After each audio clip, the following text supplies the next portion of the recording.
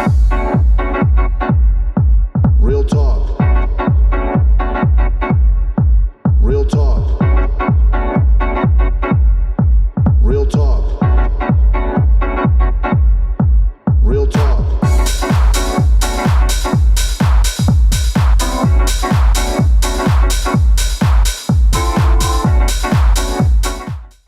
What's happening, troops? Welcome back to a Little House in the Prairie podcast. This week we've got episode 10, and this one's a special one. Joined by my long-time good pal, top dog for the Shire. We've got Elliott Skeoch. How's it going, mate? Good, My mate. man. Good, man. Life's good. Good, mate. Good. Glad to hear it. So, I see you've got your close contact gear on there and representing. What's that been like then, being involved with that over the last few months? Repping the merch, man.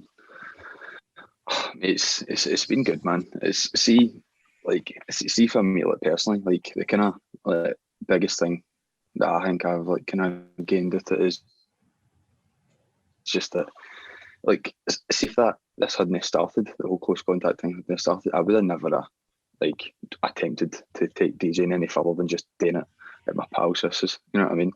And like gaffs and all that, and like making mixes and stuff. So see, like working with folk like Daniel and Stephen and Daryl, it just like it gives you like the confidence boost you need. You know what I mean? We've spoke about it as well. Obviously, I had Stephen on here in the third episode and Daryl a few weeks ago there, and it's good to have folk like that run about you that are just non-stop and just want to work and really see how far they can push things, because it gives you an extra motivation to get stuck in. Aye, 100%. Let's see if you were ever wanting to like kind of like see somebody start a business, it would be Stephen. And like, you know what I mean? He's just the most motivated guy ever, isn't he? Like, honestly, and see the thing is as well, he's like proper like clever with it as well. Like he just knows how to do it, man. He's obviously been like doing different kind of things for years. But then see when you get like the drive of Stephen, like the knowledge that like Daniel has in terms of like all the equipment and you know what I mean, all that kind of the side of stuff, all the audio type stuff. And then like Daryl's just like, he's got so much for somebody who's like 24, 25, the experience that he's got is like unbelievable. You know what I mean? So it's like, it's so cool to like be kind of part of the team that get to like kind of sit and see what's happening. You know what I mean? You just get to learn. I think it's like, I genuinely, I've said this to Stephen, like, I think it's like the best idea of, aye, exactly. Because like between the three of them, they all like bring something completely different. You know what I mean? It's good to kind of get to be involved a bit with it and watch it. You need that as well, right? You need a few folk to kind of bring something, bring their own thing to the table, and then it takes a wee bit of the pressure off of everybody else as well, because it's not one person doing one thing, it's everybody bringing their expertise to the table and working towards one goal, and that's kind of what's made you so successful so far, because it's only really been, just over a year since this kind of came about. And I remember, like, I always keep in touch with Stephen. I'm always kind of talking to him and seeing how he's getting on, obviously, because me and Stephen are quite close, and he was out here living with me for 2 months and that, so I don't think I can shake the bastard after that. But no, when he was telling me that he's were doing that, I was like, all right, sound like he's doing a wee kind of like filming a set and that. But he didn't give me much information other than that. And then when I seen it was like in the Maritime Museum and everything, I was like, right, they're onto something here. If they can keep making this bigger and better, like I'm quite excited who's going to come here. It's like that I was saying like earlier on, like it's like trying to find these kind of places. Like you would never think in like Ayrshire you could find places like that. And you know, like I've been to like house parties before, and like folk will get the videos up in the telly, and it's just such a good like visual kind of aid. You know what I mean? Just to sit and watch like something like that. And then there's so many times that like I watch the videos and I'll just be like, this is amazing. So it's like it's just so cool. And it's, you know, see, because it's like it's been built over lockdown, I really hope it does give it the momentum to kind of push through past like lockdown, and then like the kind of sky's the limit, you know what I mean, with stuff like in terms of putting on actual events and stuff, you know what I mean. It's quite because scary. like, see, like, at the end of the day, see, like, if you look at the Instagram, I see it as like I see like the Instagram is like a kind of portfolio, if you know what I mean. You can just like, you go through it and you can just see like it's just streaks and streaks of work, you know what I mean. That's how you gotta give like credit to like Stephen and Daniel and Daryl for putting all that together, you know what I mean. It's scary, like you said, it started over lockdown, and up to this point, the things that they've been able to do and the videos that they've been able to make with the restrictions of lockdown and no having full access to do whatever they want all the time and still coming with quality videos is mental. Like, it just makes you think once everything opens up and you have free reign and they can really get creative and push the boundaries, like what is it they're going to come up with next? Because even things like, well, you see it with the circle videos is probably the closest relation in terms of the kind of memorable locations, but with what they've been able to do so far within Scotland on the budget that they work on, which is, as far as I'm aware, next to nothing other than you just putting in your time, it's just mad. Like managing to go all the way up to it was the Glenfiddich viaduct that they done with Glen, and then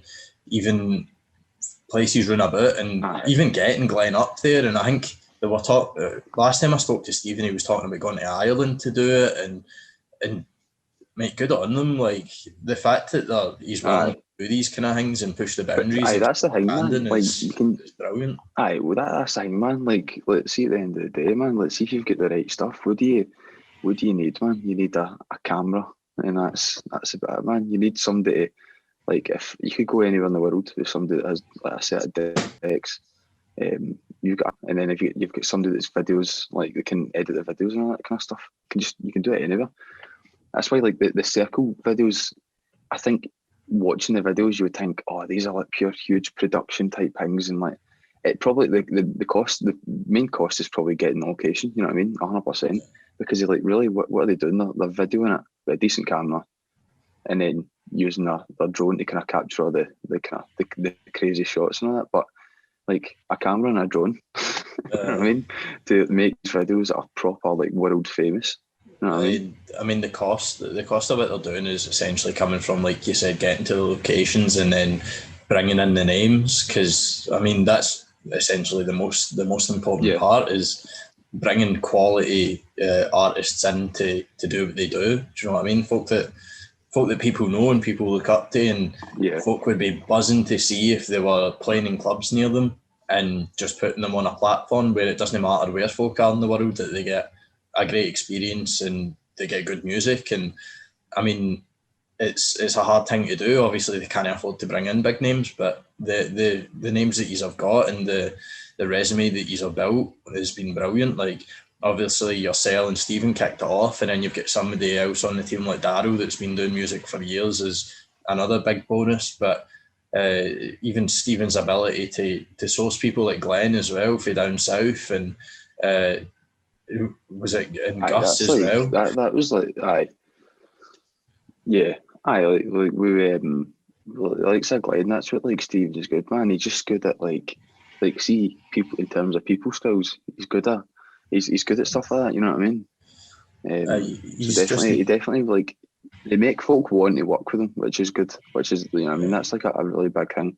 And it's like, I always say, when we talked about it the first time, like last year, I remember saying it'd be good to like create like an ecosystem of folk where everybody's like cool with each other, everybody bounces off each other, because you see making like the kind of like the collectives and the groups and all that, seeing whether it doesn't obviously happen as much in Ayrshire, but more like in Glasgow and that, it's so cliquey, and it's like, it's pure horrible to see, because it see like folk just, like I said, that bounced off each other, helped each other, like being more sound, folk would like get a lot further. You know what I mean?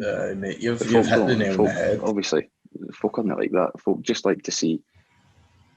It's just like folk just like to see, like, for me to be successful, other folk can't be, and that's just not the case at all, man. You know what I mean? And that's how like obviously what I've been doing here as well came after what you've been doing. It's a wee bit different. Where obviously I'm more doing a podcast and the mix series, and I don't have the personnel and the skills and obviously the access as well. Like, you've got a lot of areas round about. For me, even Calgary and Edmonton's 7-hour drive, and Winnipeg's a 5-hour drive, so it's harder to get people in and to do things in person. But that's essentially what we're trying to build, and I took a lot of inspiration for what they were doing, and obviously speaking to Stephen and his mindset on it, and just trying to bring people together, because I think especially in dance music, when you're DJing, you're up there by yourself, and a lot of people forget that that by working together with other people, everybody can benefit from it, and everybody can grow and start moving forward and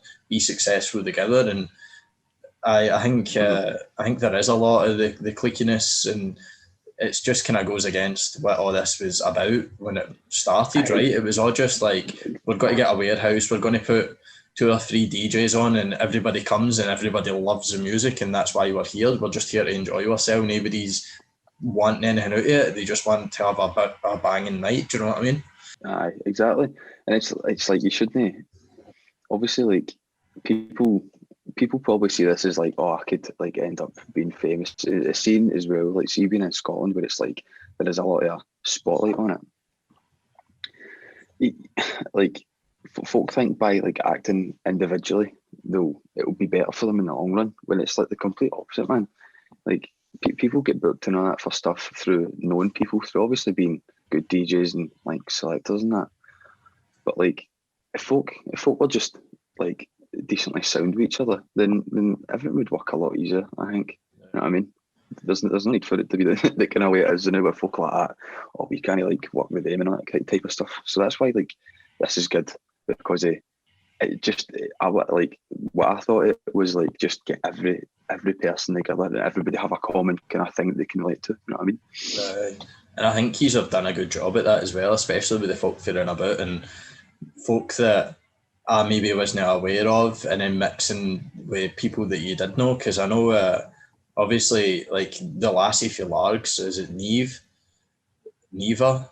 She's banging, man. Like, I heard her saying, I'm like, holy fuck. And that's my kind of stuff as well. Like, I don't even know if you remember in Ibiza, like, I know you're more of your kind of lo-fi, housey, you've kind of moved into a techno space recently, but for me it was all like plus 140 BPM, like blow your fucking head off, acid techno, like dark as fuck. And I started playing it in Ibiza, and I think it was just me and Grant that were like, yes, and everybody's like, what the fuck is this?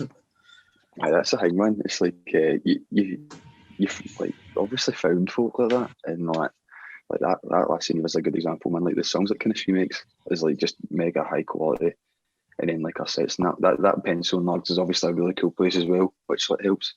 But even like folk like Daryl, man, like before, like me, I was like pals with Daryl. I didn't listen to a lot of his music, and then like I said, like I say that he's got one of his last like EPs.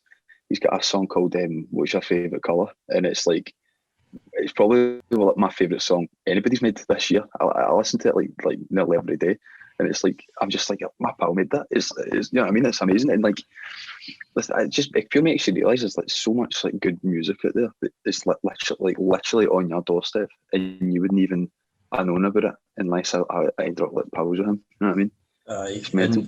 Daryl's an interesting one as well, because I've known Daryl for actual years, like since we were wee guys. I used to do judo with him like 3 times a week. We were knocking fuck at each other, and we were like really close in that. And then obviously, like when you go to secondary school and that, you kind of drift apart a wee bit because you find your own groups and your own year and everything. But we always kept in contact. And then when I moved here, I probably didn't speak to him for a couple of years, but I knew he was always making music, because like I grew up with like him, Alan McDowell, Cammy McClure, and it was all like MC tunes and that they used to make, and then it kind of went to more rap stuff and then dubstep. I came back, and I think I was with my girlfriend. We were outside Clubhouse, and I was crossing the road, and I just heard, "Jazza, you fucking gimp," and I'm like, oh, here we go. Who's this next? Right? And he came bouncing across the road, and he's like, "Mate, I'm playing in Clubhouse tonight and this and that." And I'm like, oh no, is this got to be like dubstep, or like what am I getting myself into here? Am I just better to get up the road? And I went in, and obviously the sound had changed for the last time I'd spoke to him in the last 2 years. I was like, hey, this makes sense actually, because see the amount of time he's put into music in general. It just shows. It shows through everything, even though his sound's changed over the years. Just through going through all the transitions and covering so many different genres, he's just picked up so much knowledge, and he's the person that he's always been driven to just apply that and to keep getting better and better. And he doesn't really give a fuck what anybody thinks, as long as he can be critical himself and see the improvement. Aye, that's the thing, man. Like, see, like he just has so many like qualities that I wish I would have had when I kind of started like DJing that like years ago. And I just think like I was always like, oh no, man, what are folk going to think about me? And I can't do this because I'll get embarrassed. And, like I still like get embarrassed to see the videos, man. As soon as somebody turns that camera on, I'm like, like you're terrified. So like, but you get used to it, man. And like Daryl's just like so chilled about everything, man. He just embraces everything. You know what I mean? And that's like a good way to be. Like, obviously when you're doing like, if you're doing like one of the videos or that, but just in life, if you're that kind of way, you just like don't give a fuck, and you're just like sound chilled about everything. It's a great way to be, man. You know what I mean? And I think a lot of it just comes to the transparency as well. Like, he's got nothing to hide. He is who he is, and there's no fear of judgment, because like you know a lot of folk yourself that you see them on social media and that, and they're fucking putting up all these posts, and then you meet them in real person, they're nothing like what they're like on fucking the internet, and you're like, this is quite disappointing, this is quite shite. But with Darrow, he's just, this is me. When you meet me, I'm going to sit and talk to you. This is what you see, the exact same as I'm online, and just enjoying myself. And if you don't want to be on board with it, that's sound. I'm not going to sit about and fucking greet about it. I'm just going to get on with things because other folk are. So it's banging. And I just wanted to touch on that a wee bit as well, what you were saying. I said that it's good in the group as well, because like I've like as soon as like me and kind of Daniel like kind of met each other properly, I was always like I got in like really well with him.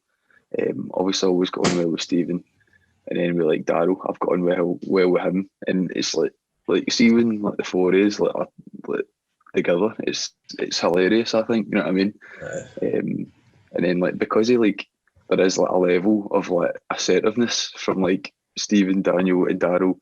Whenever they discuss something, it's always like they're dead, like straight to the point. Like if somebody does something they don't like, we just say no, I, and that's the way you've got to be, man. It's like when you're pals, you should be able to just say like stuff like that to each other. You know what I mean? Like if Stephen kind of has the final say in something, or if like Daniel kind of wants to have the final say in something, they'll just say it, and that's like a really good way to be. You know what I mean? It's and I know I've known all of them for years, like you have as well. Like obviously, I probably met Stephen a couple of years after. Italy would have been when I really became close with Stephen, when we went snowboarding out there. But obviously, I've known you for years and all. And then Daniel, I fucking see when I was in primary school, I didn't actually meet Daniel in person for a long time after I first started talking to him. When I was in primary school, I was pals with like Lee, Ross McGee, fucking Robbie Gardner, all the boys, and we used to play Xbox. And like Mark McCrory, like Lee's neighbour, went to school with that, or went to school in Fensteig or something, and then he was pals with Daniel, or one of his pals was pals with Daniel, so he used to play Xbox with us, and he was always the same way. Like I was like, do you know the way that it's like, you're a wee dick, like you're just no pulling any punches, but you're heavy sound, but you're a wee dick and all. And Stephen's the same way, man. Like I've known Stephen for so long, and the biggest problem we have when we're together for extended periods of time is when one thing comes up that we disagree about, none of the two is want to back down, and it just turns into fucking all guns blazing. It's like, oh fuck, man. It's the worst possible thing you can do is get in an argument with a Welshman, man.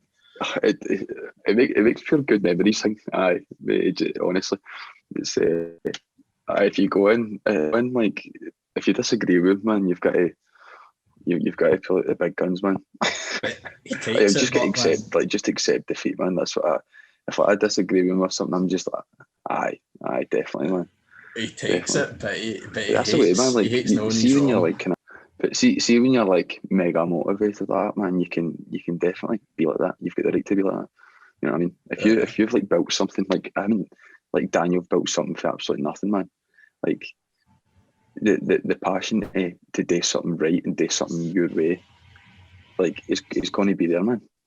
And see the thing is, man, he's like both of them have hit the nail on the head with everything, with the social media, with the videos and all that. Then with like the record label, like with Darwin, they've hit the nail on the head with everything. So you can't say, like, nobody could ever say, oh, they could do this differently or they could do that differently, because it's like they've literally made something completely unique. You know what I mean? They just doesn't seem to like kind of be stopping like anytime soon. So Stephen's always been like that, but like, I mean, even in school, you seen him with the opposed stuff when he used to do that, and then like, I think what he's done over the last few years is like, even though this is something that's only started over the last year, for years before that, he's like a sponge. He's just been surrounding himself with the right people to soak in all that knowledge. Like Boise's a big one. I know him and Boise are really close, and he's another person that's very similar to that, where he knows what he wants done and he knows how to get it done, and he's non-stop about what it is that he's doing. And you look at him and he just guarantees success. Like there's no way that he's going to fail, because he's not going to ever give up. He's going to find a way to make it work. And I think Stephen and Boise being so close for so many years is a lot of the reason why Stephen's had so much success with this as well, where he's pulled that knowledge that he's seen Boise doing what he's doing and went, if I was to do it, I would do it this way, but I need to also take into account that and make sure that I'm applying that to what it is that I'm doing. And you've seen it paying off, man. Like 100%. the productions they put on is brilliant. And I just kind of wanted to come back to this as well, like what you were saying, where when you're like in front of the camera and you're still a wee bit kind of shy and embarrassed, and you wouldn't have done what you're doing now and being involved in this if it wasn't for Stephen and Darryl and Daniel putting this together. But I remember like see before like folk were going out and going to these, like going to Survey and going to like SWG3 and things like that. Even like this was before I left, so it would have been about 8-9 years ago. Even then, you were DJing. You were the only one that I knew. You were the first one that I knew. You were DJing. You were into dance tunes. And I think just music in general, you've always been somebody that's like you're so knowledgeable about music because you just love it so much. And one of the folk that I've known that's been doing it for a long time. It's just like, do you know where it comes from? Right, like genuinely, it comes from like, I remember, like, I don't know if you ever remember that big huge speaker that I used to have, and I used to take it to other parties. It was like a big Bob Marley speaker. It was like a big, it was like that size. It was huge. A big massive thing. I used to take that everywhere, like to every. I used to take it to every party with me, right? And I remember like when like folk like going to like parties 17. I remember I used to sit there and think, I hate these tunes, man. I wish I could just be in charge of the tunes all the time. So I would just get this big massive speaker, bring the tunes, and then let's see when folks say, "Oh, put this tune on, play that tune on." Oh, I've heard this tune. You just start to pick up like a library, and then it just gets bigger and bigger until you've got this like monumental playlist of like absolute like party starting tunes, and folk love it. And then like I remember like I used to get such a buzz, man. See when you used to put class tunes on, you'd sit like that, like, oh, if he loves the tunes and if these like pure hype and all that, and it's class. And then that's when you start thinking like I could just do this all the time to every party that I go to, you know what I mean? And then that's how the like starting to DJ even happened, man. And then I was like, obviously getting into it and all that, it's like learning it at first is hard. Like, see when you try to get your head around it, it is hard. But then see once you pick up the basic 20%, man, everything else just comes naturally. You know what I mean? It's more about like like this is what I've kind of realised like the last like maybe 2 years is like it's about song selection. It's like you can be a good DJ, you could be the best DJ in the world, but see if your song selection is absolutely shit, nobody cares. You know what I mean? But being a decent DJ and having like selecting brilliant tunes is like obviously the most important thing.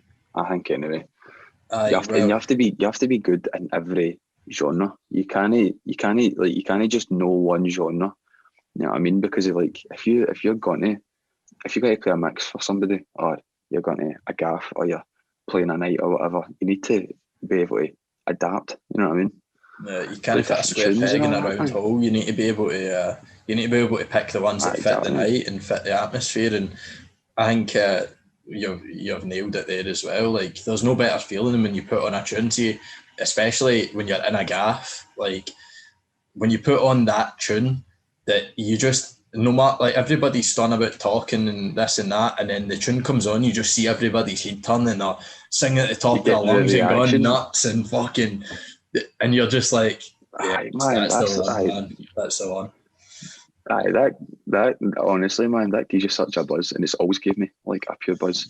And like, it's just like pure riding energy, mate. It's class. It's pure enjoyable. I think. I'll never get a lot of buzz for that. You know what I mean? I say, like, I'm pure buzzing, like, for this going in the future.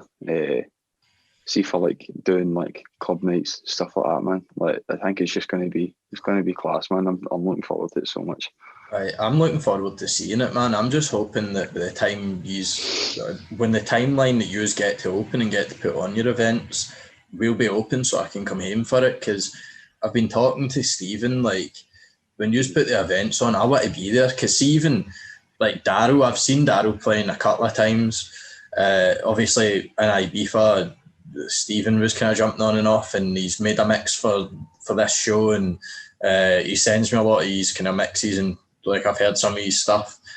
And you, like, I've don't know how many times I've seen you play, like countless times in house parties and just everywhere. Ibiza was just about every like fucking day for 10 hours a day, and it's every minute, man. I just think it's unfair, because as far as I'm aware, I don't know, you've not played out in clubs, maybe? No, ever? I've never played in an actual. Never played in like an actual club night before, and that's like I think, like, it's easy for as easy it is to put on. It should never be like, oh, that's my goal, is just to play a club night, because you should want to do more than that. But it's like, anybody can put on a club night. You know what I mean? Yeah. See now, like, anybody can put on a club night. You see hundreds of different collectives and all that, like, popping up, and they'll play 2 or 3 club nights, and then you'll never hear them again. But it's getting like the foundations right and starting and getting the right one that you want to continue on from. You know what I mean? You don't want to just play one club night, go, oh, that was good, all my pals will remember that, and then that's the end of it, man. You want to actually create something that can chug forward itself. You know what I mean? Keep going. No, but I'm buzzing to see what he's doing, because I think, especially with the lineup that you've had with the videos and that, I think he'll fucking smash it, and I'll just go from strength to strength and really see where he can take it. Because I can see even Stephen, well, I suppose Stephen was talking about going to Ireland and that. I can see it being a big thing all over the UK and carrying over to some places in Europe potentially as well. And I mean, we've seen it recently from the UK, like these well put together events have really started to kind of show, but peak head and shoulders above everybody else. I mean, you're seeing Fly and Terminal Veer, the kind of 2 big ones in Scotland, and then down south you've got Warehouse Project, which is a really big one. And I think this is something else. The concept of it is so different to everything else that's been before it, but the folk that are working on it and the things that you have managed to do with the limited resources so far, I think you're spot on there, and it's something that's just going to keep pushing on, and something that hopefully we'll see.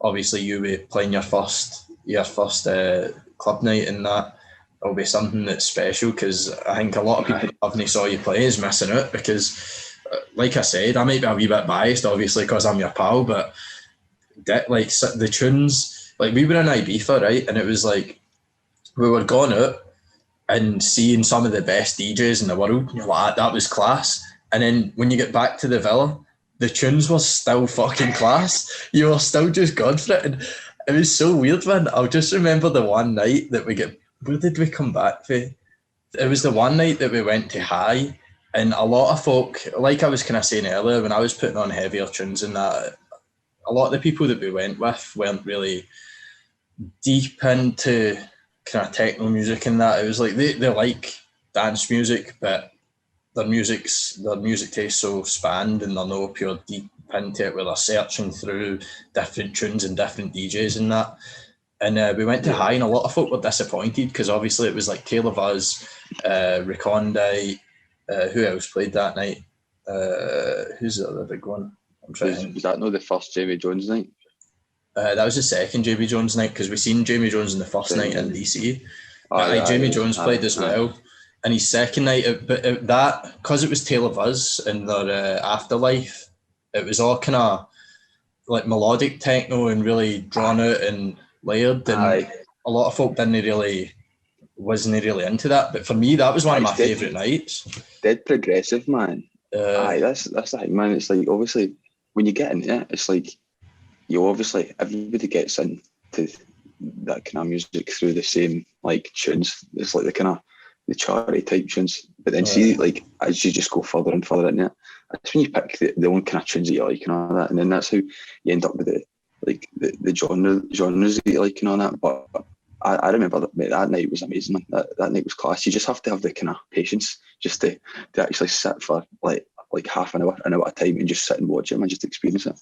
It's a different kind of energy as well. So like with a lot of the kind of housey and tech house stuff, it's like high energy, kind of peak, like just everybody good times. Whereas with this, it's like you were in the room and the energy's not there yet, but you can just feel the build in it. It's like a big fucking ball of energy that's just getting ready to explode, and you're just like, this is mental. It gives you goosebumps, and you're just on there like, it's a similar thing, but it's just a whole other ball game in terms of the way that they control the room and they control the dance floor, and everything is like, it's like fishing, innit? It's like they're setting it in there and they're just building it up and teasing you and waiting, and then when it does go, you're like, fucking hell, man, that is mental. But I remember it's more like about the experience, isn't it? Aye, it is. It's a different feeling. It's like blowing your mind, man. It's like, that's what it's about, man. It's just about you being like, oh my god, like it's a proper like an experience that you remember, kind of stuff like that. You know what I mean? And you feel like that they're in control, right? Like they just feel it's nearly like driving, where do you know that way, like when you're sitting beside somebody and you know they're a good driver and it's like you're at ease because they're in full control? That's kind of what it's like, where they have so much control over the sound that's coming out of the speakers that it's just fascinating to watch, and it's like really interesting on your ears. But when we get back for that night, I'm sure it was that night, we were all fucked, man, and you came back, right? And we had the decks set up on the ironing board in the living room with the speakers, and everybody's just on the ironing board, man, and everybody was sitting in the living room, and we were all just wrecked. And you were playing tunes, and you were like, you just like went and acquired stuff that belonged to like each person. So you had somebody's bucket hat on, you had my Rangers towel wrapped around your waist, you had like somebody else's t-shirt on and like a hoodie and that. And I remember like we were sitting on the couch and Grant kept going like that to me. Yeah, that's Artlet. He's like, who brought that cunt back? He's banging, by the way. When I was sitting there like, who is this DJ, man? But things like that, man, like just being in the villa, like the laughs and the tunes were just as good as any night out that we went on. Like the whole experience through the week was just brilliant, and I think that's something we lacked in the first year.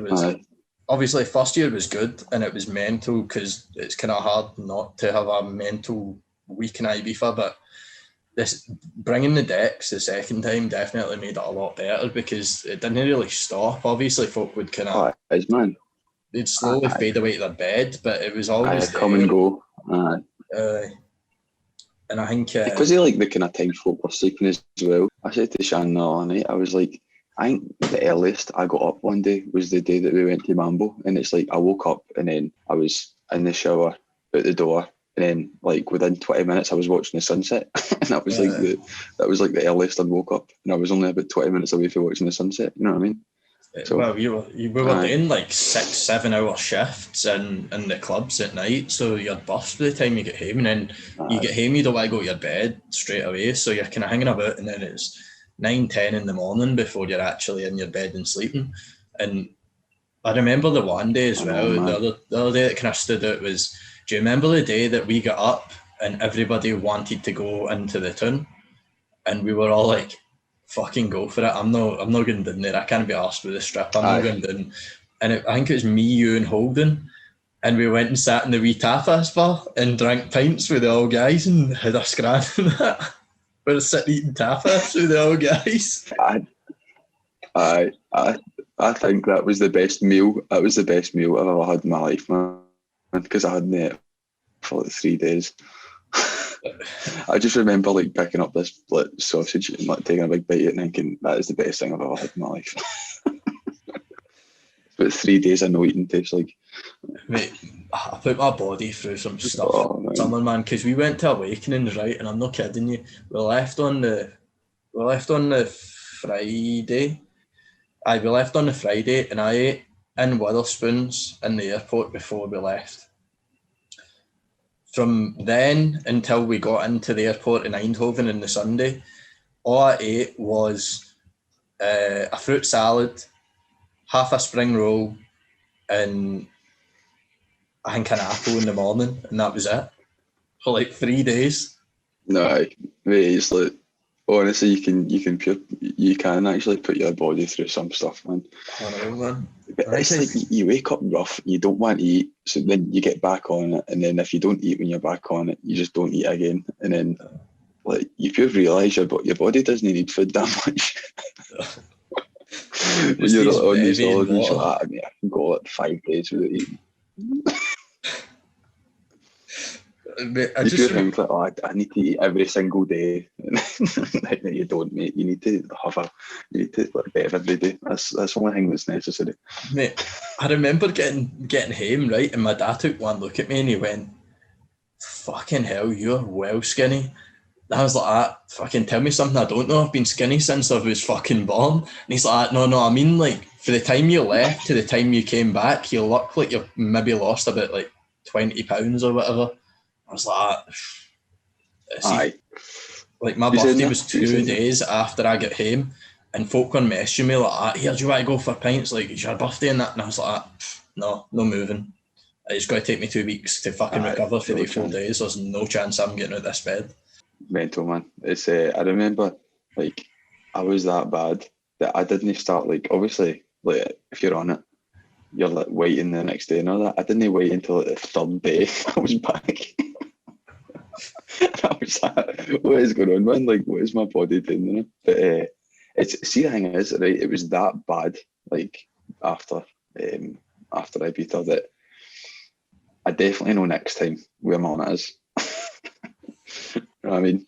I remember folk were talking about like taking a day off, and I'm like, we weren't even there long enough to take a day off. You have to be there for like 7 or 8 days to like be worthy of a day off. We were only there for like 4 nights. Can't do that. Talking from experience, as somebody that's been twice, after the first time that we were there, so in the first time, I've spoke about this before, so we done 4 days, and then on the Friday, we were like, everybody's burst, nobody wanted to go out, so there was like 5 or 6 of us. We're like, do you know what, fuck it, we'll just go to the strip, we'll kind of be home early and we'll have a relatively easy night. We sat in the pub across the road for the Highlander, we had 1 drink, and nobody said a fucking word to anybody. There was 6 of us just sitting there, not even speaking to each other because nobody could get words out. We were like, oh, fucked. And I remember when I got back after that week, I said to myself, never again am I doing that. Like, that was the fucking nightmare or nightmares. Like, I was fucked after that. Aye. And then the next year came round and I just done the same thing, and it was like, fuck it, let's go. Because over time you just kind of forget about it, and then you just end up, once you're there, there's just, we were kind of talking earlier before we started about Vegas, and it's a similar idea where there's just so much stuff to do and it's non-stop that you can literally, you don't need to if you're relatively smart, you could go without even having a hotel and just go there for days, and you'd always have something to do and somewhere to go. Oh, mate, 100%. Mate, you could just walk about, mate, it's that warm. you could just walk about all the time, man, like just non-stop, man. It's like, I get they're actually quite similar to that. There's just non-stop gigs today, man. Like the place just doesn't, like Vegas, like just the place just doesn't sleep. You know what I mean? And I don't think I'll ever go to a place like that again in my life. You know what I mean? It's fucking mental. And I think the group of folk that we had as well was perfect. Because I mean, I think both times I went, I mean, I can't knock the first time that we went was really good, and obviously with different people the second time, but the second time was just perfect. It was just always a laugh. Like even the day that it was pissing a rain, we just sat around that table and like for hours I had tears running down my face. Like I was fucking creasing myself because we sat under the wee canopy and like rain pouring down and possibly the warmest place that you could be, and it was like we were still just going for it. And even getting on the plane on the way home, like you have to put, like, when you're sitting in that situation in the group, you have to pull out your thick skin. And I think even on the plane on the way home as well, like, I mean, we were there for 4 days, and I think a lot of folk, it took its toll on them, and they were kind of ready to wind down and get back to normality and just chill. That was mental, man. But we get in the fucking airport and Kyle abandoned his bag for bottles of wine. Boise was on a condition all the way to fucking landed in Prestwick. I'm sure, did Kyle not try going to Glasgow and going right out? We don't talk about I man, like he was like straight back at man. Like when we were in the airport, I left my bag in the toilet for like 3 hours, man. I'm sitting eating a KFC. They called the gate, and I'm like, I've actually not even seen my bag for like 2 hours at least.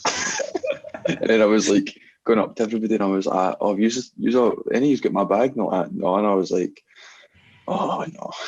I was like, "Here we go again." Eventually, I found it in the toilet. It was still in the cubicle. Nobody, like, I for some reason took my bag all the way into the cubicle. Wait, you're on the way there. Like, do you remember? Wait, the way there. The way there was the worst, man. We left Spoons, right? We got on the train, and so we'd had a pint. We got on the train, and we got off the train, and you turned and went, "Here." I was like, "What? I've left my bag in the train." There's like, fucking hell, Skeoch, man. We've not even made it to the fucking airport yet. We've not even set foot in the airport, and you've left your bag on the train. And then, who was it that went and got it? Was it Boise? Aye, I'll tell the story of how Boise got it because it was hilarious. So let's see. As we were we got off the train, man. I'm pure buzzing. I'm like, yes, let's go, come on. And then we started walking up the stairs, and I can't remember if it was like Kyle or somebody, but somebody was kind of no getting a hang up in their bag, and I just picked up the bag and I was like, "Come on, let's go!" And I bounced up the stairs and I got it, gave them my bag. Everybody was walking in front of me, mate. I was like taking Snapchats and all at my phone, and I'm just looking at everybody's bag, going, "Where's my bag?" And then it just hit me, and I just stopped, and I just turned around. I think it was like you and Grant that was standing right behind me, and I just went, I left my bag in the train, and I just walked just straight back down the stairs. And then like Boise wasn't there yet, so I was phoned him. I'm like, "Boise, we've got a situation," and he just knew straight away. He's like, "You forgot your bag." And I was like, "Aye." So he got dropped off, sent Caitlin up to Ayr to try and get the bag on before it turned round. That's terrible. Stayed on the train all the way to Ayr, didn't it? I'm not sure, but basically, I stayed in the train all the way there, but I can't remember if it stayed in the train coming back and we got it off the train, or if Caitlin got it. I'm not sure, right? So we were sitting in the bar, and I'm like shaking, like, "Oh no, I'm gonna have to buy like full new clothes for a week and all that." I'm like pure terrified. He goes out, gets the bag. No, it must have been Caitlin that got it because he went outside and got her. He came in, and this is the funniest part, right? I was wearing like a bracelet, and we were going through like the Prestwick Airport security, and then like I put my bracelet in the wee ducat thing, right? I'm walking through the kind of like the scanner thing, and he was like, "Right, we need to go," and he goes like that to me, like, "I've got your bangle, all right? But I thought he said bag. So I just left my bag again. Just started charging through the airport. And then we got to the gate and we were all standing in the queue and I'm like, boys, where's my bag? And he's like, what do you mean, where's my bag? And he was like, see the look in his face, man. He's like standing with like a double vodka and coke and he was pure like rage. He just like comes up, he's like, I can't believe it. I'm sprinting through the airport. And, like, it's like four like the TSA folk about like, just feel like sitting looking at my bag as if like whose bag is this? Like, how could some, you know what I mean? And I took it off them and I was like, oh, like they don't even know that this is the second time I've lost my bag. And I was like, oh. Then we went to Vegas. I done this like getting off at the train at Glasgow Airport. Everybody's I'm pure buzzing, bouncing through no Glasgow Airport, Glasgow train station, and then like Shannon just goes like, hey, like, where's your bag? And I'm like, I don't know. I don't know if I can get my bag, man. I honestly don't know how I do it. It's going to happen one day. I'm going to lose my bag, and I'm going to feel absolutely terrible. You done it 3 times in one day. You left it on the train. Then you left it at security, and then we got to Ibiza, got ourselves sorted in the villa and that, and we went out to DC10. And at the start of the night, you went, here, Liam, here's my wallet and my phone. You look after them. You've got a bum bag. Like, just leave it in there. Don't let me touch it. You came out when we were outside and you're like, yeah, it's fucking roasting in there. I'm going to go and get a fan, Liam. Can I get my wallet? I'm going to go and get a fan. We're like, aye, sound. And you went away and get a fan. You come back, you're pure buzzing with your fan. Liam's like that. You get your wallet. You're like, oh, fuck my wallet. Who the fuck's my wallet? Aye, like, do you know what it was? It's like I went through, got my fan. Oh, man. I'm like, how bad can you get, man? Like, I went through, got my fan, and then, like, I kind of went into Patrick Topham for like 2 seconds, and I had like one of those like crossbody bags. I didn't see the full holiday. I would like sit with like up here, and I would like walk about with like this. So I'm like walked into Patrick Topham. I'm like I got my phone, my wallet, and my passport all in here. Went right up to the front, stood there for like 10 seconds, like had like the hang on, and I was I was meant to go back to everybody. Turned around, went back to everybody. Came out to use, and you're like, where's your wallet? And I looked down and my bag's like lying wide open, my wallet's gone. Oh, fucking hell, man. That's when I was like to I think I was like to Liam, I was like, here, take my passport, because if I lose that, I'm dead. You know what I mean? See, when you got your wallet back, I didn't take responsibility for them the rest of the night. See, when you got your wallet back, no, I didn't get it back. I lost it. Did you? I don't know. Like, have I told you the story about my ID? I was about to say that. Did you not get your ID back? So like that was the first night. So I was in DC10, all right, and then so I'm like, we've been home for like 2 months. It's like September now. You know what I mean? I've been home for ages, and I got a message from like a random boy from Manchester saying, "How's it going, mate? I found your ID in High like last week," and I was like, "What?" I was like how? I was like, mate, I didn't like. I've been home for like 6 or 7 weeks now, and you found it in like not even the same club that I lost it in. I lost it in DC10. He found it in High. I just said to the guy, I was like, I'll send you a tenner now if you send it home to me, and he did. It's like, mate, like how weird. Somebody's obviously had that, held on to it. And then I chucked it, I lost it in High. You know what I mean? How does that happen, man? It's mental, mate. It's mental. It's actually one of the most fried things ever. A similar story, a similar thing happened to Hayden as well. When I was home, he went to Barcelona with Brody, and they were in the plug in Barcelona. And like in the plug, I've got to give them ID. So he gave them his ID, and then when they were done, obviously fucking stoned to the bone, the two of them just patched. And then about a month later, fucking Carter Ray was in Barcelona with his girlfriend, and I tell them, he's like, "Oh, where can I go?" I was like, "Go to the plug, you'll be able to get in there." So he goes to the plug, and the guy at the front desk is like, "Do you know anybody that's like been here and this and that?" And Carter starts rhyming off names of everybody he knew from Scotland, and he goes, "Hayden Bain." The guy goes, "I've got his ID." It's still sitting in Carter's house. It's still sitting in Carter's house, you know. Mate, that is amazing. It's like travel the world. I know. You fucking not even with him. Mate, that's mental, isn't it? That's like proper like small world story shit, isn't it? Mate, it's actual mental. It would scare you, like how small the world is. That is like heavy. That is like my story, man. Mate, like even Aye, definitely. like the world's a mad place. Like even last week I done an episode that's going to be coming out on Sunday here, and with a guy from Edmonton called Will, and I was talking to him, and he was like, "Oh, years ago, like I took a few of my pals to my birthday, and we went to Toronto, and we went to Patrick Toppin and Coda," and I was like, "Fuck off! What year? Was that 2018?" I was like, "Mate, I was there, I know. The 2 years were in the fucking same place, probably started 10, the same as you and Stephen, and fucking and Pacha started 10 feet apart, and 2 years later we're doing a podcast in that." And I wanted to talk about that as well, because we've heard Stephen's account of that, but I kind of want to let you tell that story as well about the night in Pacha, because obviously I was out for the count. I thought I was going to die that night. I thought that was my limit and my life was over, and I was lying in my bed, and Grant kept telling me, "Try to state you're not getting out tonight, man. You'll be in your bed." And then I rose for the dead and get showered and get in the taxi, and all of a sudden I was like, "Where's Scoosh and Stephen?" They're like, "They're in the taxi to Pacha." I was like, "Right, sound."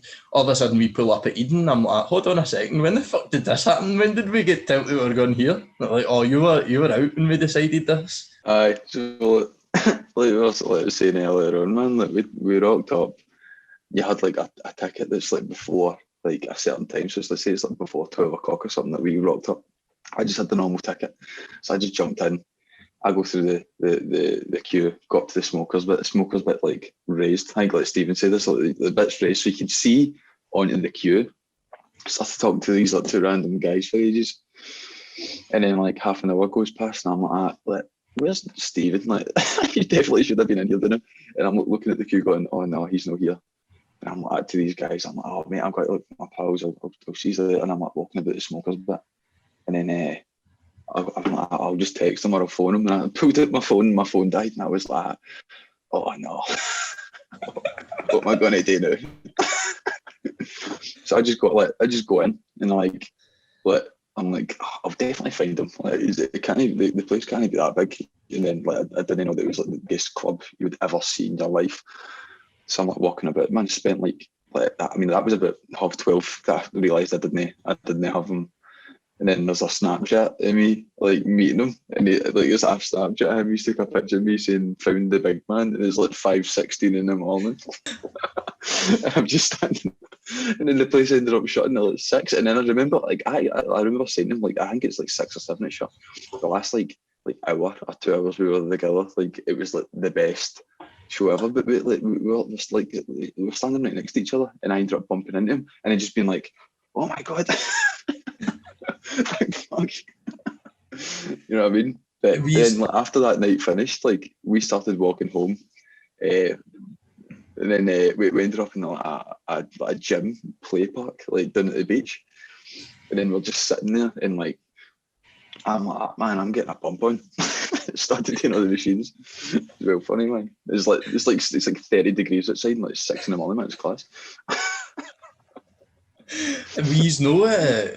We know in like 10 feet apart from each other and all the whole night. Like when you found each other, you're like, "Where were you?" And he's like, "Just there." And you're like, "I was just here." I remember him saying to me, "Have you been on like the dance floor long?" And I remember him saying, like, he was like, "I've been here for quite a while." And I'm like, "Mate, I've been standing here for ages." We've been standing right next to each other. It's mental, man. It's unbelievable, so it is, man. It's such a buzz, but like that story's hilarious because like we talk about that all the time. You know what I mean? And like even though like it would have been better, right? Like see like being somewhere like that yourself, man. It's like you're just like, this is class, man. You're just pure like can take everything in. You know what I mean? It's good. It's amazing. That's a mad story as well, because like that's the fear when you're in the places, is losing everybody your way and just being stuck by yourself and being like, "Oh no," the panic starts setting in, like, "Oh fuck, what am I going to do here?" Like, and then all of a sudden you just bump into them. because because it's not even like that. Like, see if like it'd been any other night, it would be like, all right, like I'll just go and see somebody else. But it's like the one night that it's just me and him. I pull out my phone, and I remember actually pulling it out, and as I pulled it out, it just died, and I'm like, oh no, this isn't good. This is not ideal. Oh, definitely not, man. And mate, there's just that full holiday. I mean, it was only 4 days, but the amount of mad shit that went on was just fucking ridiculous.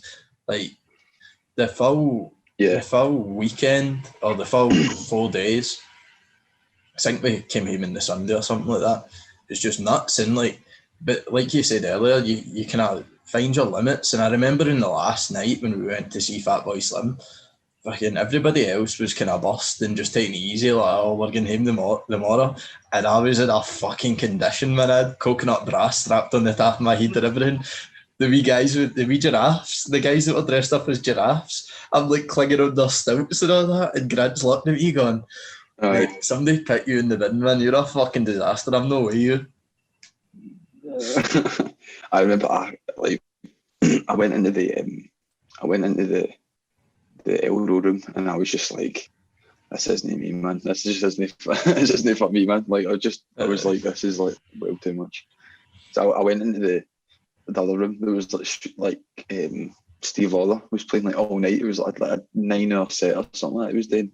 Me and Holden and Kyle were in there, man. It was amazing. I remember like there was like one thing I pure remember about it is like, I hadn't really seen folk doing this before, like especially like this kind of extent, like any DJ that he like played Domino but Oxia, or Oxia but no, Domino but Oxia. And he played it like as if like it's in like a third deck kind of song, right? And he must have played it for about like 30 minutes, right? And so see, like as he was playing the kind of main two songs, he would bring it in like very slightly, so you knew you could hear it. You could hear the dead distinct bits in it, and you knew it was coming. But then he would take it out and he wouldn't play for ages. And then that's what we're talking about, like building up, and that's what he done. He built it up for like hours, and then see eventually he built it all the way up to that song, and that was at the kind of peak of the night, and then everything kind of like tapered down after that. And I was like, man, that's a pure genius move, that. But like somebody like Steve Lawler, man, like you would pure expect something like that, you know what I mean? Yeah. Just pure like, oh, the tunes were class, man. And like seeing folk like that, it's just like, just makes you realise like how good some folk are, you know what I mean? I mean, it's like you can get to being good, but getting to that next level, man, it's like years and years and years of experience. You need to be like that. And you know Ibiza is a place for that as well. Like there's so many different, like literally every single night you look at the lineups in every club and you're like, it's chock full of fucking banging DJs.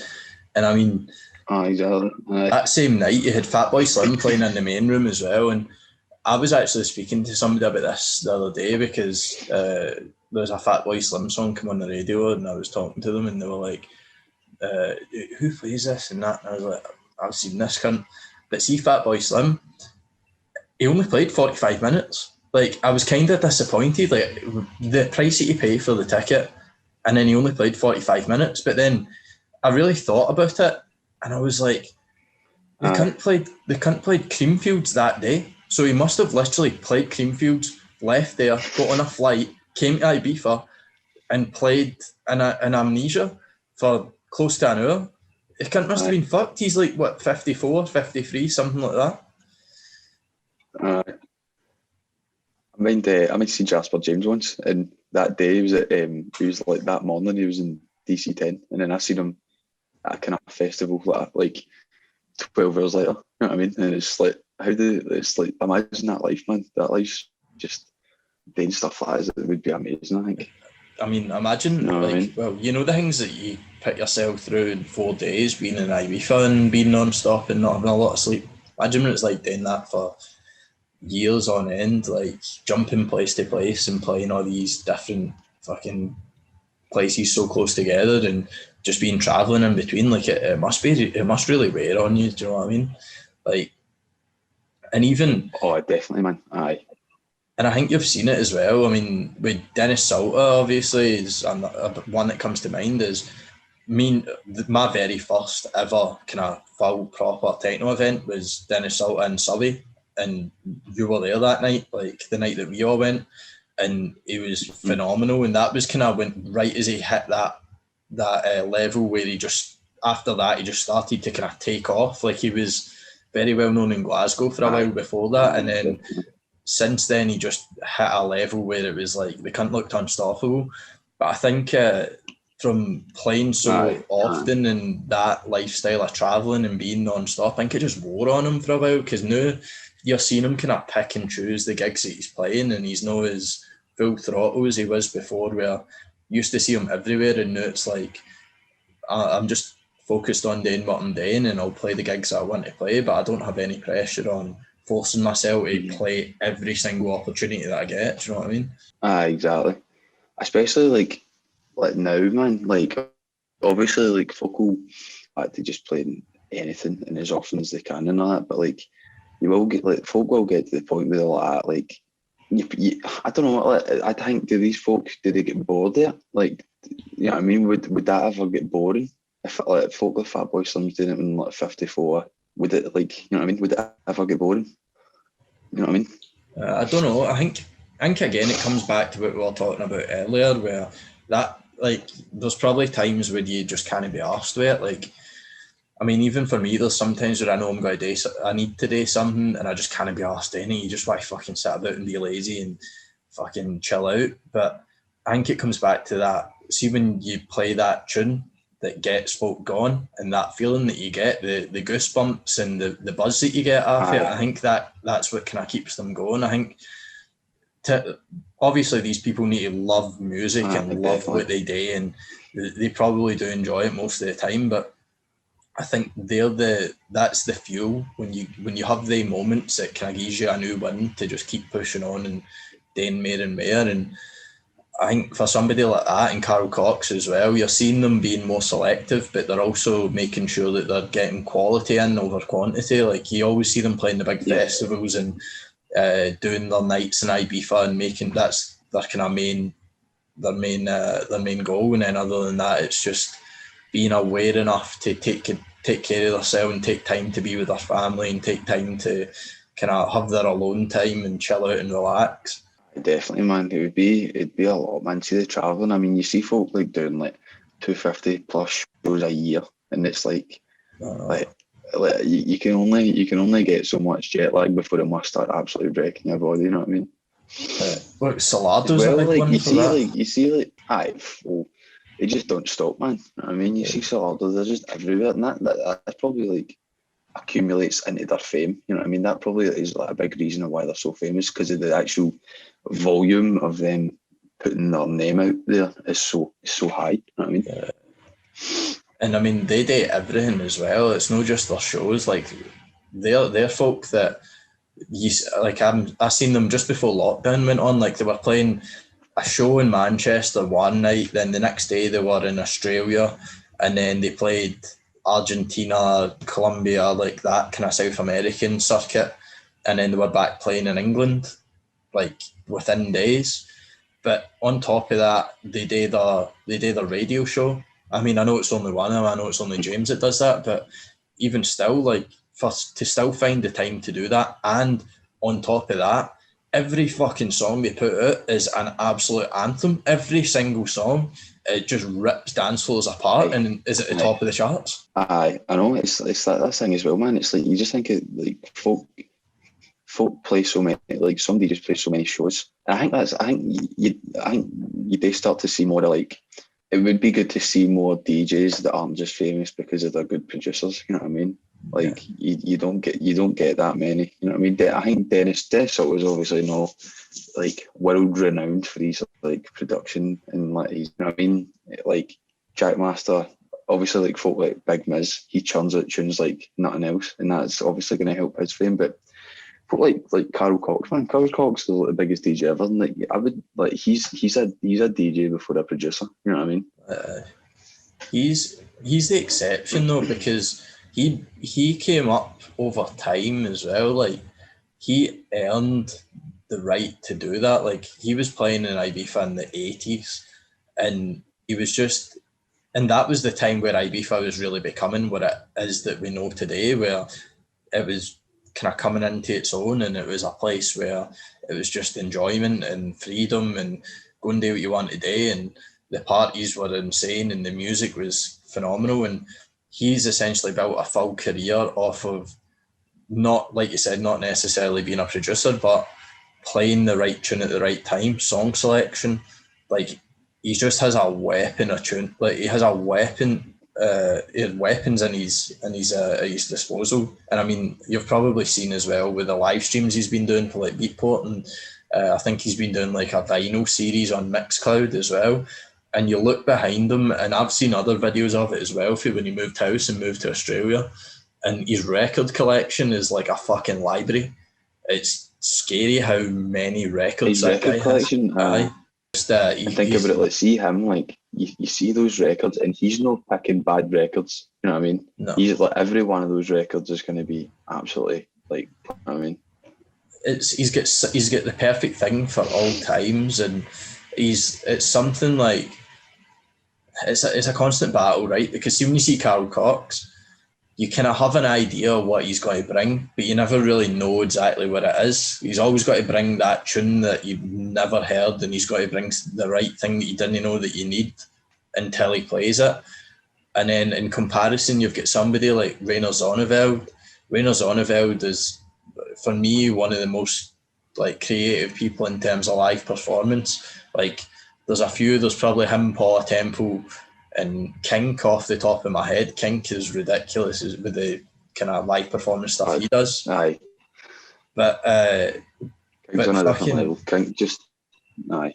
Rainer Zonneveld, He's just heads and shoulders. Zonneveld, he's somebody, like, I seen Rainer Zonneveld in Awakenings, but see every single, like, I've not seen him since, but every single video I see of him, or like the different shows he plays over that, like, that was 2 years ago now I seen him nearly. It's all very similar. It's all the same tunes that he's playing. There's no mix up of what you're going to get. When you show up to see him, you know what it is that you're going to get, and he's got some banging tunes. Aye. Once you've seen it once, you've seen it. There's no as much motivation to go back and see it time and time again. Aye, I know what you mean. It's sometimes like I'm like over the last year, I've got dead into Fiac, and they churn at tunes like nothing else, and their show is amazing.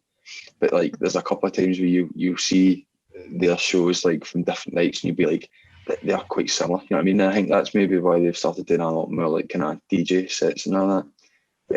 Since they kind of became the two of them, I think they're just limited in the kind of the actual volume of what they can do in a live set. As if, you know what I mean, if there's three folk, you can do a lot more than two folk. You know what I mean? Yeah. And I think a lot of that comes from. It's not against them, but I think a lot of that comes from, because like, I'm a huge fan of Fiac as well, and when I seen them, they were fucking phenomenal. Like, their set is unreal. But then I think that comes down to, like, see, when you have a live performance, and like we were talking about just there, where you're jumping place to place and you're playing so many shows, you can't, like, everything is live, right? So everything's programmed into Ableton. They've got certain like layers to each tune, and they have like the library of sounds rather than library of tunes, and they build each tune as they go. Whereas when you've got someone who's just a DJ, you don't need to make the tunes.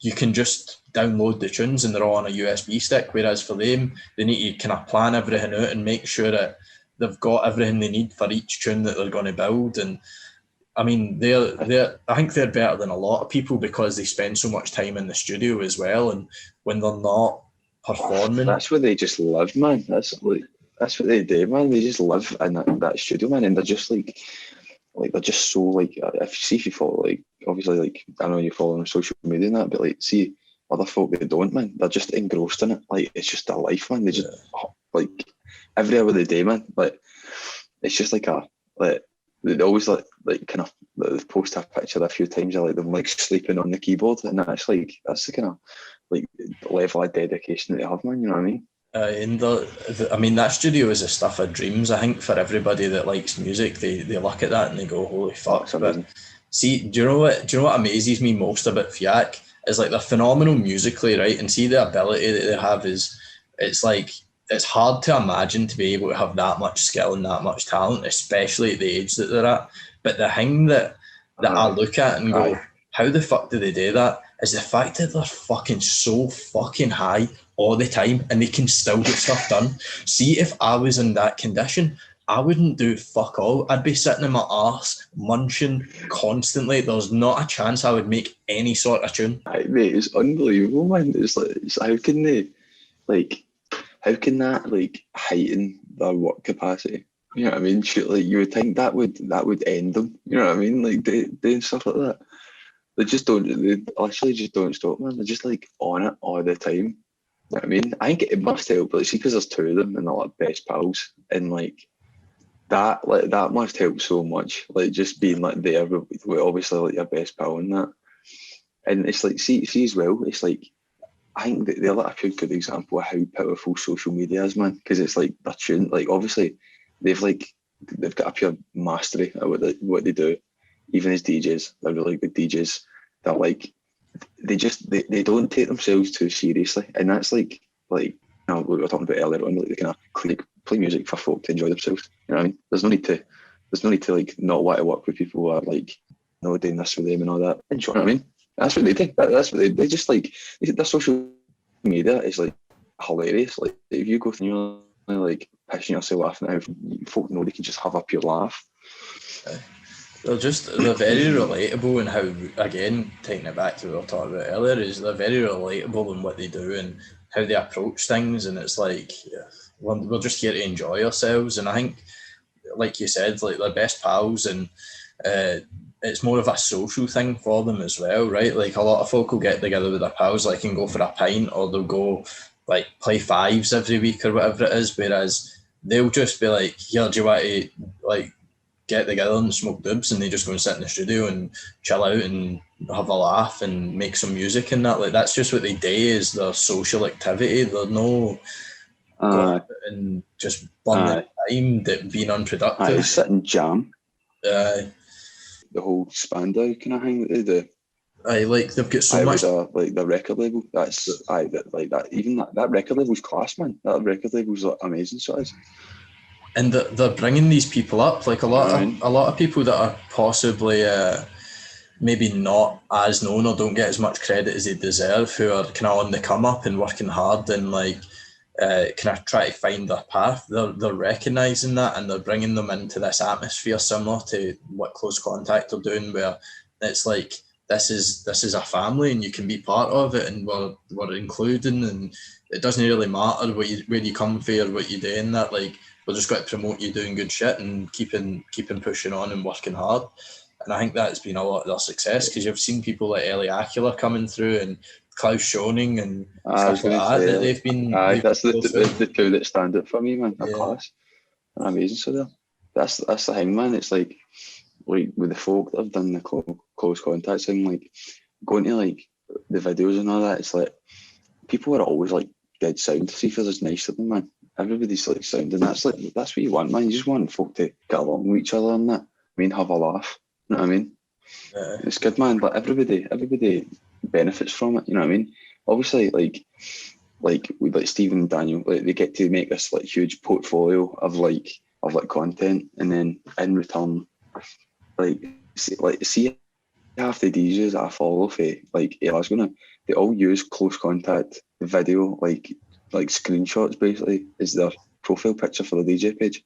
I think that's like heavy cool. You know what I mean? I think that's really cool. You always see them using like for their promo for their channel, or promo for their mixes and all that. You always see it's like wee bits of the video or like all the pictures and that, and it's just like that's just like something that it's just like the pure O to Stephen and Daniel for that, man. It's class, I think. You know what I mean? And Stephen and Daniel, happy to do it, man. Stephen Daniel that enjoy it that much that they just love doing it. Well, again, it's going back to the same thing that Fiac's doing as well. It's a social thing for them, innit? It's like, see if they two were, or all years, I suppose, was to get together and just sit about and or go for a pint or whatever and just no do anything, then it's like, aye, it's nice being with your pals, but it's like, when you were wee, you always had something to do, and then over time it becomes just getting together and doing nothing together. So to be able to do this is something that everybody loves. It makes things more enjoyable, and you're actually working towards something. You have something that you can reap the benefits of, and I think that's the key for me to any sort of success. And whether that be people who do YouTube, like even your biggest cringiest YouTubers, like take KSI for example as well, like most of his shit is just him and his pals getting together and they just happen to film it. Like there's nothing that's pre-organised and making they're just taking the piss, man. And folk love it because it's relatable, because that's what they do with their pals. The only difference is they're not putting on the internet for millions of folk to see it. Do you know what I mean? Aye, but that's like, man, like sometimes you sit, like I'll sit with the boys and that, like some of the part is just so good that I think see if we were to film this, man, we'd either like be famous or we'd end up in jail. Aye, that's what I was about to say. There's a line though, because that's what I found when I came to Canada. That was a big thing that stood out to me, is like, see in Scotland, pretty much anything goes, because everybody knows that you're just kidding on. Like when you're with your pals, you say things that you say and do things, especially with our friend group, you say and do things where if anybody outside the friend group was to hear it, they would be fucking appalled and there'd be uproar and folk would be hanging you in the fucking middle of George Square. But at the end of the day, it's like everybody knows you're having a laugh. Kyle would be subject to, like Kyle would have been subject to a public execution, didn't he, I think? Fucking Boise, I know, man. Boise, mate. I know, man. It's like, he was like he's just like, nobody can tell him what to do, man. And I think the more you tell him, don't, the more he does it. Because he knows it's getting on somebody's nerves and he just wants to keep, once he finds the button, he just keeps pushing it until the fucking self-destruct happens, isn't it? Well, you're like, shut up. He's like, no. I think we're very similar to Australians in that sense, where we're the only two countries that are really like that, where it's like everybody else is so caught up in politics and being correct and being on best behaviour and this and that, where we're just like, mate, what the fuck does any of it matter, man? Like, see everything that every other cunt's worried about and like stressing about, in reality, to folk that are normal folk, it has zero effect. See if you're just enjoying yourself and having a laugh and like, what the fuck does it matter, right?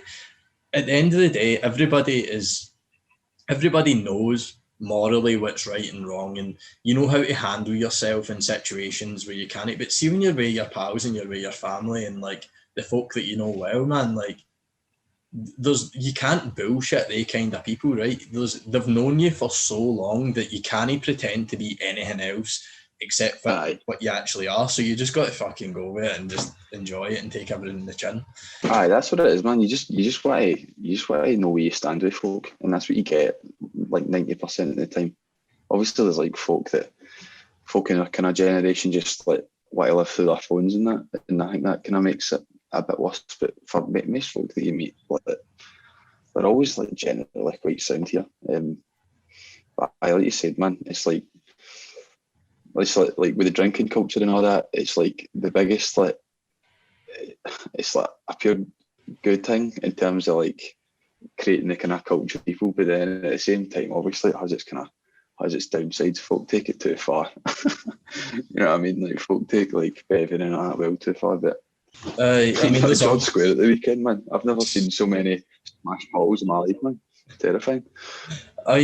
You're always got to get folk that takes it too far and can't push the limits a wee bit too much. But see, at the end of the day, this is kind of how I was explaining it. Like, obviously, like when I had Carter and Carson earlier, and Carter's been twice, I suppose, but and they didn't really know what to expect, right? Because like you hear a lot about England, but you don't hear as much about what it's actually like in Scotland. Again, like I was saying, folk just think, oh, it's beautiful and it's all hills and castles and this and that. But the golden rule is just be sound with cunts. See if you're sound with cunts. Aye. Pretty much everybody else will be sound with you. You're always going to get the odd wrong-uns. Like, I don't know if you remember the night that first night we were in Subby when we seen Dennis Salter. And Carter was standing, and this boy just turns to him when he heard them talk, and was like, "You're a fucking actor, this, that," and starts just getting off, like try to start a fight with him. And I can't remember who it was. I don't know if it's you or Bryce. It was one of the two. He turns around and was like, "Fucking get a bye." And then after that, it was like, the boy just left him alone. You're always going to get they folk, but 90% of the time, see if you're on a night out, you've never met somebody in your life. See, as long as you're sound with them, they're usually all right, and they're usually just there to enjoy themselves. Aye, that's the thing, man. You do get the odd few folk like that. You just see folk like some folk want to go on a night out and have a rammy, man. You know what I mean? And I've just like never understood that ever. You know what I mean? Like, who wants to just go out and just want to start scrapping with folk? You know what I mean? It's you do, man. Like some folk just kind of get that kind of mentality out of their head. You know what I mean? But you just got to stay away from it and just kind of distance yourself from it as best you can. I know. Aye, that's the best way to be, man. Just let me remember what you're out for, man. You're out to enjoy yourself. You're out to see a DJ. You're out to, you know what I mean, do that kind of stuff. Enjoy your time with your pals. And I actually think, like, see now, like after everything that's like happened, now I think folk might be a wee bit less like that. Folk will appreciate the fact that they get to see their pals and they just get to see other folk, man. You know what I mean? Like she just gone out, like obviously like on Saturday, like she just gone out and being like in like a crowd of folk. You're just like, this is a lot to take in. You know what I mean? You're just not used to it anymore. Right, well, Skeoch, I think we're coming up on the time here, so it's been an absolute pleasure talking to you. Thank you for sitting down and taking the time to do this. I wish you all the best of luck with what you're doing with Close Contact. I think it's fantastic, and I think the platform that you're building is brilliant, and hopefully I can be a part of it shortly. But if you just want to let everybody know where they can find you on social media, SoundCloud, all that good stuff. Follow me at Elliott Skeoch on Instagram and that. I don't post often, but when I do, it's usually all right. Like the Close Contact, like Facebook, YouTube, Instagram. Watch the YouTube videos. You'll love them. It'll be the best thing you've ever watched in your life. Just put them on, enjoy, have a couple of beers, chill out, man. Just get it done. And obviously SoundCloud as well for... Aye, SoundCloud. Aye, the mix series as well. We've like every week there's somebody new on the mix series. It's been going. It's like 30 plus strong now. So, aye, record label as well. Releasing tunes every so often. So get on that as well, man. And make sure you keep up to date with what they've got going on. But it's been a pleasure talking to you, mate. Thank you very much. It's been class. What's happening, troops? I'd just like to say thank you very much once again for the continued support over the last months.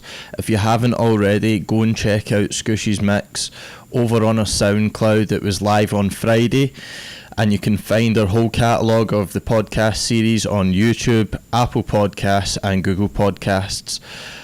Again, big shout out to the guys at Pale Studios along with Calmikaze. If you haven't already, go and check them out. All the links will be down in the description. You can find them on Instagram and online at palestudios.ca. Real talk.